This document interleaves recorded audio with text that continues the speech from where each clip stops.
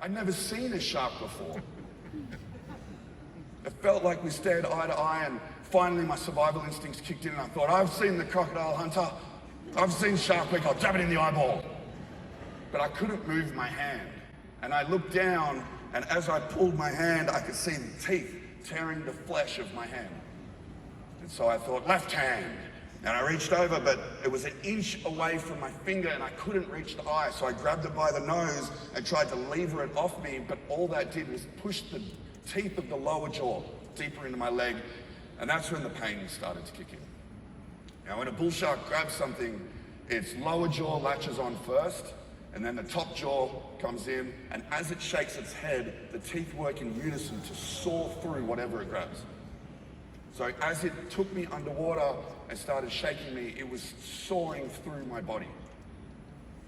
The most excruciating thing I've ever felt in my life, and all of the fight went out of me. I instantly realized that I was helpless. There was nothing I could do. I was drowning in agony, and I said to myself, I'm not going home today. I'm going to die right now. The one question that came to my mind, it wasn't like time slowed down and my life flashed before my eyes. It was the body and the mind is an amazing tool, and everything went into hyperdrive. I thought, am I ready to die? And I thought back on my life from where I started to what I'd achieved. And I thought, I've lived 10 lives in these 31 years. I have no regrets. I've done more than I probably even deserve. If I'm going to die, I'm good to go. And I let go. I felt like I was about to drift away, and the shark's teeth sawed through my body, ripped out my hamstring, and ripped off my hand, so it wasn't attached to me anymore. My wetsuit made me buoyant, and I popped to the surface, and the tail splashed water in my face. And I thought, shit, I'm not dead. I better get out of here.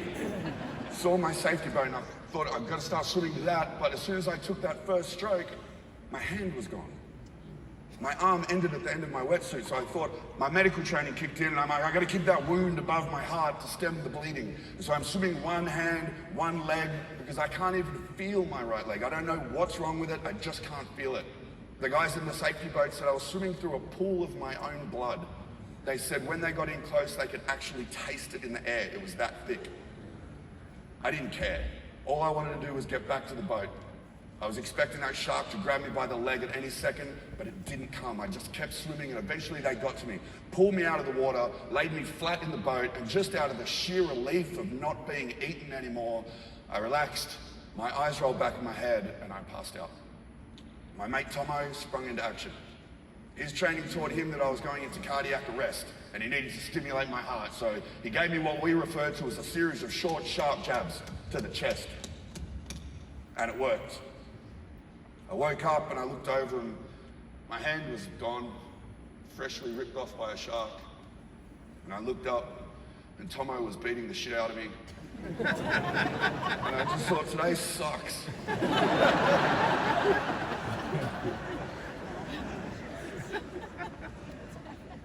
I could hear the engine of the boat go, so I knew we were headed towards the wharf, towards Chief, towards where the paramedics might come and get me. I could feel someone tugging on my leg, so I knew that they were fashioning a tourniquet above the wound. Out of what? I didn't know. We didn't even have a first aid kit. But as long as I could see Tomo's face, as long as I could hear his voice, I knew I was still alive. And so it's all I focused on, just laser-like focus, one task, do not die. And they got me to the pier, and my chief came down and he took control. And all the scientists were there and they couldn't stop the bleeding. The boat was an inch deep in my blood. I was nearly dead. My chief looked at my leg wound and located an artery that was squirting blood. So he grabbed the new guy again, Lockie. He said, Lockie, you've got to stop that bleeding. Now Lockie had to sit there for 10 minutes with his hand inside my leg, pinching closed a slippery, squirting artery. Something he said he never wants to do again. But he saved my life. And eventually the paramedics came and I got whisked off to hospital. And I had my leg for a week. When I woke up, I remember looking over and knowing my hand was gone. I'd processed that, okay, there's nothing I can do about it. I'm very literal person, but I could see my foot. That was the hardest thing. I could see it was there. I just couldn't feel it. And after that first week, the surgeon came in and he did exactly what I needed him to do. He didn't bullshit me, and he left the choice up to me. He said, Paul, you can keep your leg, but that wound is always going to be there. There's always going to be that chunk missing. We can cover it with a skin graft, but it's always going to be there. You'll walk with a limp. You'll never run again. Your fitness will suffer. Your motivation will suffer. Your happiness will suffer. It could catch fire, and you wouldn't even know because you can't feel it. He said, alternatively, we can have you amputated and walking or possibly even running within 12 months on a prosthetic. Now, I was so high on morphine and a bulb of ketamine that was permanently attached to my stomach, I looked him square in the face and I said, Doc, you can take my leg. Turn me into a Terminator. So I was really high.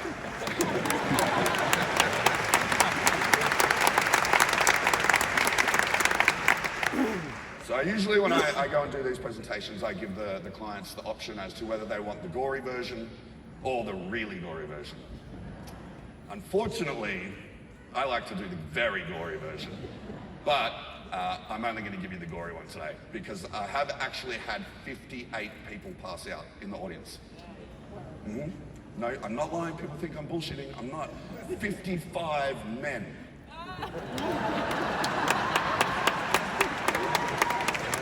And the reason I show these isn't to gross people out and make them pass out. The reason I show these is because it's incredible what our bodies and our minds are capable of overcoming. And you can't fully appreciate, I get up here and say, I got bitten by a shark, my leg popped off, my hand popped off, and it really hurt. And you see these, and it becomes real. And it drives home how truly powerful we are. The first picture I'm going to show you is a photograph of what was left of my hand when I got to emergency. It looks like a little bit of Japanese noodles. If you do not like blood and guts though, please just go to a happy place. I'll let you know when it's all over. Don't be proud, okay? It's so hard to get the audience back when someone passes out. Everyone's like, oh, that was Jono. If you don't like blood and guts, don't look at this, okay? There's a picture of what was left of my hand. There's not much left. There was one finger, I think that's my pointer. I think that's all the tendons that are inside your hand. There's one thumb, but the thumb's inside out with the little meat patty. I don't know what that extra bit is. It's kind of like when you build something from IKEA. We need it. So there's nothing they could do to salvage that. They just cut it off at the skin, folded it over, and now my arm ends at the end of my forearm. My leg, however, was a totally different story. The shark had bitten all the way through my hamstring and almost surgically removed it. It had taken 25 centimeters of my sciatic nerve and chomped all the way to the bone, nearly severing my femoral artery. If it had even nicked that femoral artery, I would have bled out and died before I was even out of the water. So I am so very lucky.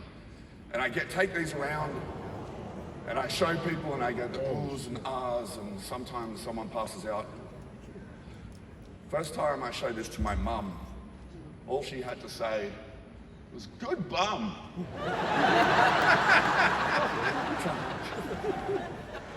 Like I said, I had the leg for a week. The problem with the leg surgery was if they removed above the wound, which was right up under my glute muscle here, I'd be a hip disarticulate amputee, which means you can't put a prosthetic socket on the remaining limb because there is none. And you have to swing the whole prosthetic from the hip. And that makes life really hard. So they wanted to salvage some of the limb somehow, and they came up with a new way to do it. What they did was they cut off my foot. This is where the gory photos were, if you're lucky. It cut off my foot, sliced open the back of my calf muscle, peeled all that off the bone, removed that bone, removed the knee joint, removed the condyles off the end of my femur, and folded my calf muscle into a nice little patty cake. I ended up with 86 staples, 36 stitches, and those 2 drainage tubes embedded into my leg to absorb fluid as the leg healed. And I ended up pulling those 2 tubes out of my own leg, because after the nurses took out my catheter, there was no more nurses touching tubes into my body. There's a certain noise that you make as a man When a nurse pulls a tube out of your doodle. No man is supposed to make that noise. Gross. So I became the tube guy after that. Unfortunately, after the surgery, I went into a very, very bad way. The pain management team could not manage my pain. I went through 20 hours of agonizing torture where all I wanted to do was die. 1 hour, 2 hours, 3 hours, 20 hours laying in my bed, rolling from side to side, bawling my eyes out, wishing to die. I prayed that the shark had killed me. It got so bad, Mum came to my bedside and I begged her to go and find me a gun so I could kill myself. She later told me that she walked up and down the street at the front of the hospital crying, just crushed for the fact that her son wanted to die. And then she went and got her nails done and felt heaps better.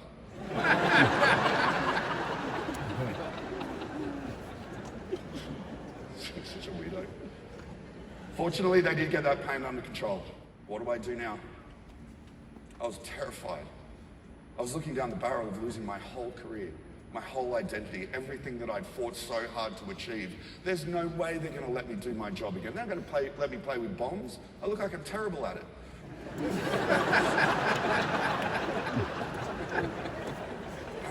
How would I do my job? How would I live my life? How would I be attractive to the opposite sex? All of these things went through my head, the pity, the stares, and am I going to have a wheelchair? And it was such a complicated situation.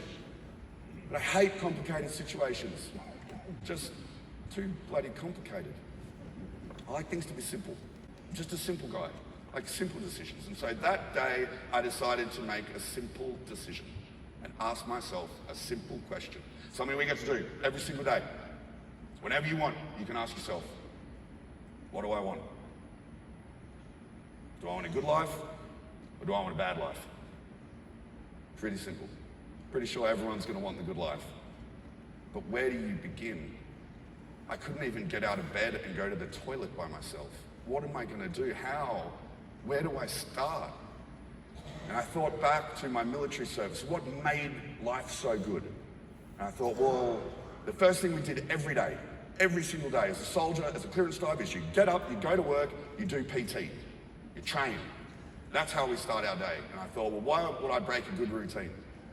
And 2 days after I had my leg chopped off, the surgeon came into my hospital room and found me doing one-arm chin-ups on the bar above my bed. Obviously,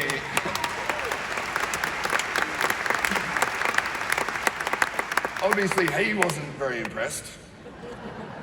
Not as impressed as I was. But I didn't want to lay there overthinking the situation.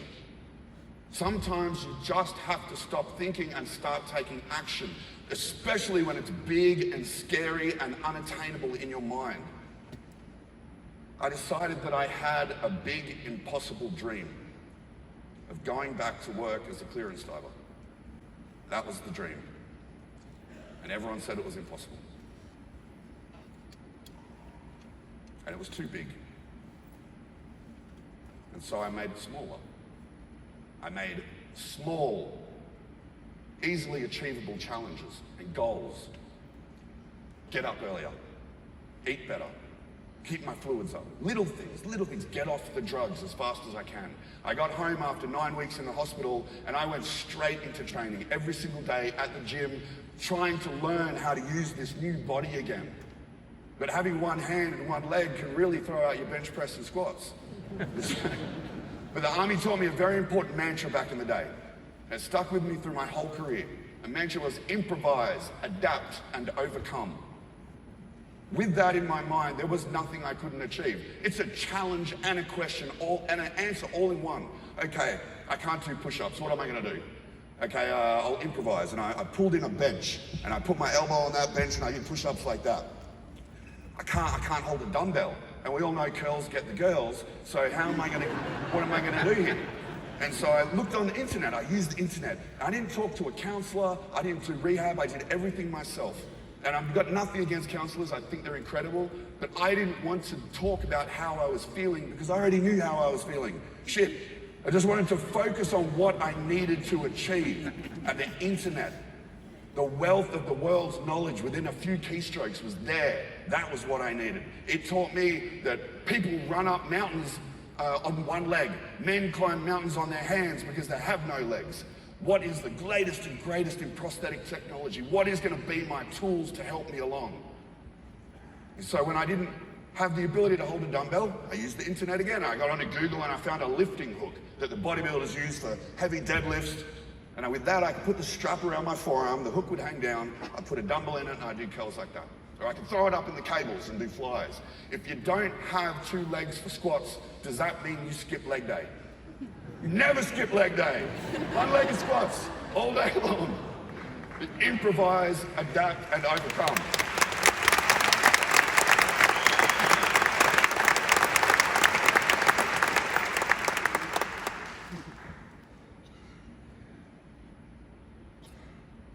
And so after 6 months, I went to the Navy and I asked if I could go back to work. And they said, no. You cannot go to the diving teams. To be at the diving teams, you have to be deployable for war. I said, look, I understand that. I'm not as fleet on my feet as I once was. All my trigger fingers work at once. I'm probably going to be pretty terrible in a combat situation. But what I can do is teach. Why would you waste the millions of dollars you've invested in me? Why not let me pass that on to the next generation and inspire them? And so they thought about it and they ran me through a series of tests, and they had this huge gaggle of people there to judge me. And one day we all went down to the boat and we all had to spend a bit of time on there, and I jumped on the boat and then the physiotherapist fell over behind me. 4 weeks later, I was driving the boat, teaching that first phase of clearance diving course, ship's divers, to these new, bright-eyed, bushy-tailed recruits. Impossible is a word that other people tell themselves so they don't have to get uncomfortable. Uncomfortable is where we grow. It is where we become the best versions of ourselves by forcing ourselves into struggle and overcoming that. You will never know what you're fully capable of unless you make yourself uncomfortable, and you will grow every time. Impossible is bullshit. Ever listen to anyone tell you that something is impossible in your life? You can do anything, whatever you want. The crazier, the better. And so these baby divers would come in for their first day, bright-eyed, bushy-tailed, thinking, I'm going to be a big, bad clearance diver. Now get on the boat, and there I am. Half man, half mountain bike. They won't look at me. I think I know why. They're like, oh, shit, he's here. There's so much more chance of sharks coming now. I didn't help. You're going to be tough to be a clearance diver. So I'd send them on their missions. I wasn't allowed to use the diving equipment at that point, but they didn't say I couldn't breath hold dive. And so they'd be on the bottom, and I'd put on a mask and snorkel and a pair of fins, and I'd silently paddle down behind them, holding my breath, to sneak up on them and grab them by the leg and shake the shit out of them. Later, they're like hosing down their brown wetsuits.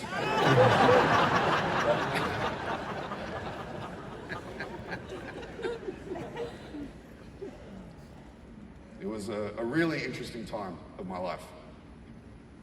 Really hard, as I'm sure you can appreciate.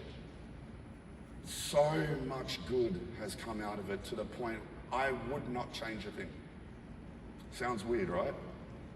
I got to get up in the morning and I put my leg on, I put my arm on. Learning the gift of giving without the expectation of receiving, that is a light in my soul. I never feel better than when I'm doing something for someone else that can't do anything back for me. And practicing happiness. Our emotions are no different to a physical movement. How do you learn to ride a bike? You practice. How do you learn your jobs? How do you become a better real estate agent? You practice, you practice, you practice. Our emotions are no different.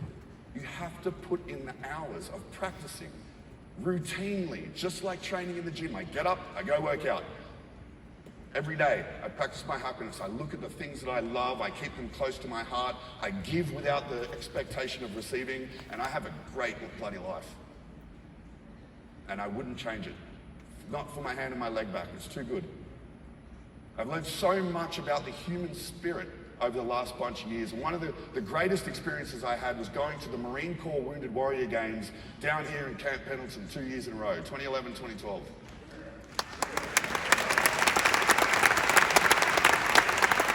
This is where we train for a week and then we compete for a week in things like track and field, archery, wheelchair basketball, seated volleyball. And I walked away with 4 golds for swimming, 2 silvers for shooting, both years. But the greatest reward I got was spending time with those incredible people. There was a guy there called Chucky, 35-year-old bloke. Survived Iraq, survived Afghanistan. Chucky came home and got a blood clot in his hips, lost both of his legs at the hips. 4 days later, he got a blood clot in his brain and he went blind. Chucky was out there competing in the 50 meters freestyle, blind with no legs. One of the guys that won a gold medal in archery didn't have any arms. He shot with his mouth. That is the strength of the human spirit. That is what we are all capable of. I've seen it in myself and I've seen it in so many other people. We can achieve far more than we give ourselves credit for. And we don't have to wait for those extenuating circumstances. We can do it whenever the hell we want if we just make those simple changes, those simple choices, those practices of our emotional resilience and strength. I don't have PTSD. I don't know why. Maybe I'm broken, or maybe I'm just really happy. I don't know. But you would think that someone that went through this would be a little bit broken. I'm fine. Life's good. I don't beat myself up about it. I don't have long extended periods of sadness. One of the best things my friend taught me was don't feel bad about feeling bad. Feel bad. We're supposed to experience the full spectrum of human emotion. Feel bad, but don't let it ruin your week, your month, or your whole damn life. Feel bad, identify why, and then fix it.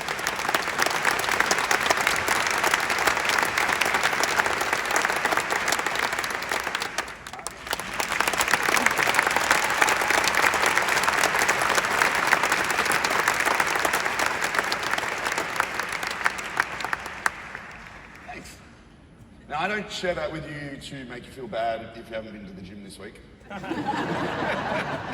you should. I share that with you to show you what is truly impossible from wherever it is that you're beginning. We all sometimes have to start and work and build from the ground up. That doesn't mean anything. If you pour your heart and your soul into the things that you love, into the impossible dreams, they will come to fruition. You will grow. You will have a happier life.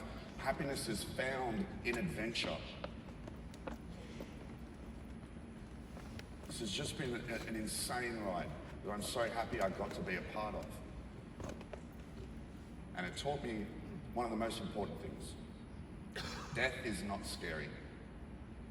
Take it from someone who has nearly died in the most horrible, of painful, terrifying, excruciating ways. Death isn't scary. But going to your deathbed with regrets and wishes that you had done more before, that is terrifying.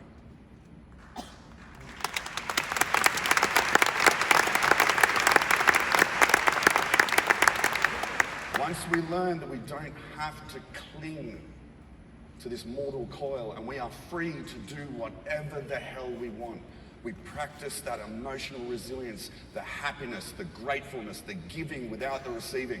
All of that good stuff we're taught as kids, remember? And then somewhere along the way we kind of lose it a little bit. There's just simple joy of being happy. It works. It's what took me from this guy in a hospital bed with one leg and one arm, wishing that I would die, to a guy that gets towed into a 10-foot wave. I don't know how to surf. That was the first time I'd ever done that. Throw himself out of a plane with $300,000 worth of Navy-bought prosthetics. I don't show the Navy this, and we're scared they'll take my limbs off me. But if all else fails, don't forget to have a laugh. We all know how good it feels to fill ourselves so full of joy, we can't possibly contain it, and we have to burst out laughing. Always fall back on that, even if you've got to laugh at yourself. Life is far too important to be taken seriously all of the time. Thank you very much.